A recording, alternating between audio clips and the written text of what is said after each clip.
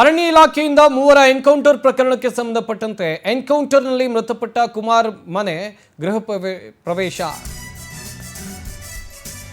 ಅರಣ್ಯ ಇಲಾಖೆಯಿಂದ ಮೂವರ ಎನ್ಕೌಂಟರ್ ಆಗಿತ್ತು. ಎನ್ಕೌಂಟರ್ನಲ್ಲಿ ಕುಮಾರ್ ಎನ್ನುವಂತ ವ್ಯಕ್ತಿ ಮೃತಪಟ್ಟಿದ್ರು.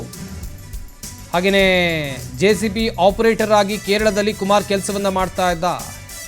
2 ತಿಂಗಳಿಗೊಮ್ಮೆ ಲಾಸರ್ದೊಡ್ಡಿ ಗ್ರಾಮಕ್ಕೆ ಈತ ಬರ್ತಾ ಇದ್ದ. ಚಾಮರಾಜನಗರ ಜಿಲ್ಲೆ ಹನೂರು ತಾಲೂಕಿನ ಲಾಸರ್ದೊಡ್ಡಿ ಗ್ರಾಮ.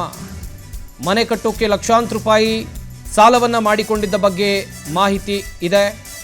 ಇವತ್ತು ಸಂಭ್ರಮ ಇರಬೇಕಿತ್ತು, ಮನೆಯ ಗೃಹ ಪ್ರವೇಶ ಆಗಬೇಕಿತ್ತು. ಆದರೆ ಮನೆಯಲ್ಲಿ ಸೂತಕದ ಛಾಯೆ ಆವರಿಸಿದೆ. ಕಷ್ಟಪಟ್ಟು ಮನೆ ಕಟ್ಟಿ ಆ ಮನೆಯಲ್ಲಿ ವಾಸ ಮಾಡಬೇಕಿತ್ತು. ಆದರೆ ಅರಣ್ಯ ಇಲಾಖೆ ಎನ್ಕೌಂಟರ್ನಲ್ಲಿ ಕುಮಾರ್ ಮೃತಪಟ್ಟಿದ್ದಾರೆ. ಹನೂರಿನಲ್ಲಿ ನಡೆದಿರುವ ಎನ್ಕೌಂಟರ್ ಪ್ರಕರಣ. ಇದರಲ್ಲಿ 3 ಜನ ಪ್ರಾಣ ಕಳ್ಕೊಂಡಿದ್ರು. ಅದರಲ್ಲಿ ಕುಮಾರ್ ಎನ್ನುವಂಥ ವ್ಯಕ್ತಿ ಕೂಡ ಇದ್ದ.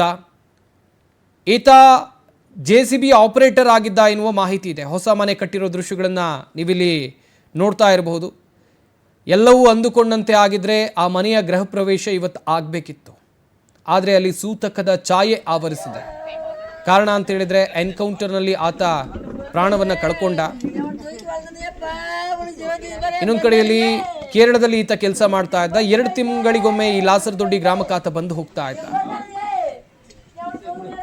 ಈ ಊರಿಗೆ ಬಂದ ಸಂದರ್ಭದಲ್ಲೇ ಭೇಟಿ ಆಡೋಕೆ ಹೋಗಿದ್ದಾನೆ.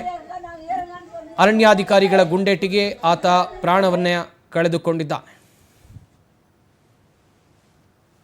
ಅವರು ನಮ್ಮ ಪರವಾಗಿ ಇದ್ದೀವಿ. ನಾವು ಪಾರ್ಲಿಮೆಂಟ್ ನಮ್ಮ ಅಧ್ಯಕ್ಷತೆ ಪಾರ್ಲಿಮೆಂಟಲ್ಲಿ ಮಾತಾಡ್ತೀವಿ.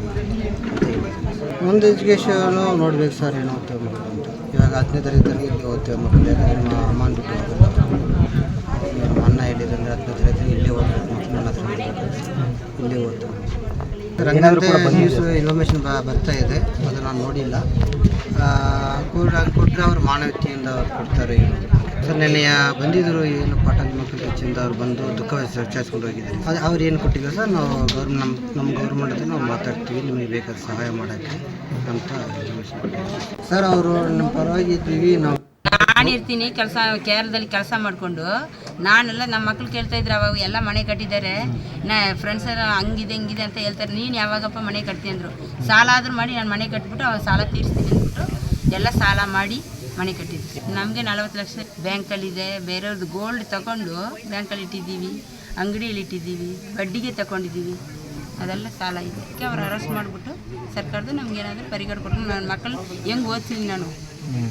ಇವರು ಮಂಜುನಾಥ್ ಅವರು ಎಲ್ಲ ದುಡ್ಡು ಕೊಟ್ಟಿದ್ದಾರೆ, ಸಾಕಾಗುತ್ತಾ ನಮಗೆ?